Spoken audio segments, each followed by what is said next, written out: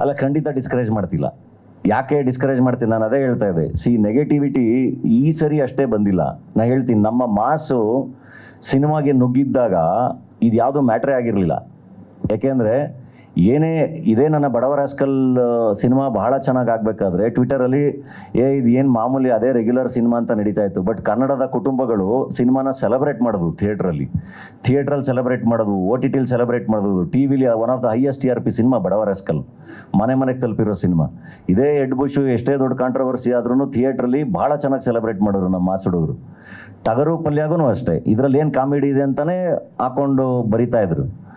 I don't know ಅದು ನನಗೇನು ಡಿಫ್ರೆನ್ಸೇ ಆಗಲಿಲ್ಲ. ಯಾಕೆಂದರೆ ಇಲ್ಲಿ ಮಾಸ್ ಆಡಿಯನ್ಸ್ ಅಂತ ಏನು ಕರಿತೀವಲ್ಲ ನಮ್ಮ ಜನ, ಅವರು ನುಗ್ಗಿ ಸಿನಿಮಾ ನೋಡ್ತಾ ಇದ್ರು.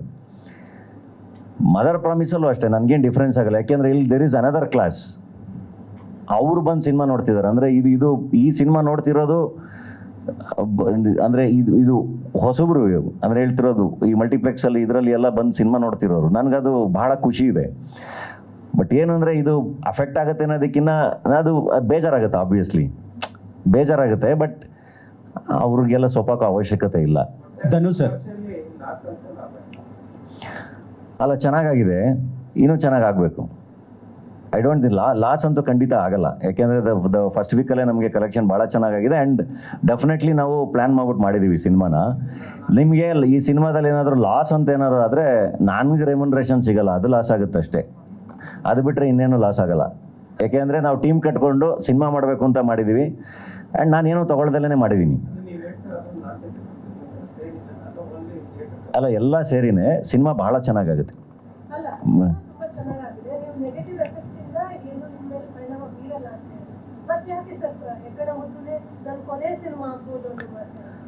ಅದ ಅಂದರೆ ಸುಸ್ತಾಗುತ್ತೆ ಪ್ರೇಕ್ಷಕರಿಗೆ ಸಿನಿಮಾ ತಲುಪ್ಸೋಕ್ಕೆ. ಇನ್ನೊಂದು ಮತ್ತೊಂದೆಲ್ಲ ಎಷ್ಟು ಜನ ಸೇರಿಕೊಂಡು ಎಲ್ಲ ಮಾಡಿರ್ತೀವಲ್ವಾ, ನೀವೆಲ್ಲ ಇನ್ವಾಲ್ವ್ ಆಗಿರ್ತೀರ. ಇದು ಅಷ್ಟು ದುಡ್ಡು ಇನ್ವಾಲ್ವ್ ಆಗಿರುತ್ತೆ. ನಿಮ್ಗೆ ಅದು ಪದೇ ಪದೇ ಪದೇ ಪದೇ ಕೆಟ್ಟ ಎಕ್ಸ್ಪೀರಿಯನ್ಸ್ಗಳು ರಿಪೀಟ್ ಆದರೆ ಸುಸ್ತಾಗುತ್ತೆ. ಆ್ಯಂಡ್ ನನಗೂ ನನ್ನೊಂದು ಪರ್ಸ್ನಲ್ ಲೈಫ್ ಇದೆ, ನನಗೆ ಇನ್ನೊಂದಿಷ್ಟು ಕನಸುಗಳಿದೆ ನಟನಾಗಿ. ಸೊ ಅದ್ರ ಕಡೆಗೆ ನಾನು ಫೋಕಸ್ ಮಾಡಬೇಕಲ್ವ. ನಾನು ಎಲ್ಲೋ ಒಂದು ಕಡೆ ಸೆಲ್ಫಿಶ್ ಆಗಿ ನನ್ನ ಕಡೆಗೆ ನಾನು ನೋಡ್ಕೋಬೇಕಲ್ಲ.